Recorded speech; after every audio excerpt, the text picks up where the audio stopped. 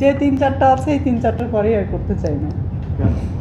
আম, সুন্দর না মনে হয় এরপরে আর করাটা, কারণ একটা সময় থাকে যে নায়িকা নায়িকা একটা ভাব থাকা উচিত, একটা বয়স থাকে, মানুষের দেখতে সুন্দর লাগে পর্দাতে, আর বাচ্চারাও তো বড় হয়ে যাবে। তো আমার কাছে মনে হয় না যে তখন পর্দার হিরোইন ওইভাবে একটা মানাবে আর কি, এই জন্য বলেছি, কারণ আমি খুব বাস্তববাদী, আমি বাস্তবতা বলতে চাই।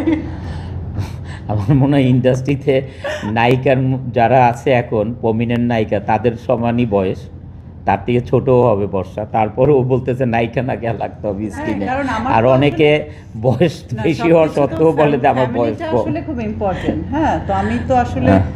আমার চিন্তা ভাবনা, আমার ফ্যামিলি, আমার বাচ্চাদেরকে নিয়ে, তো আমার কাছে মনে হয় যে আমার বড় ছেলেটা আলহামদুলিল্লাহ 10 বছর হলো, ছোটটা 7 বছর হলো, তার 2-4 বছর পরেই তো 14-15 বছর হয়ে যাবে বড়টা।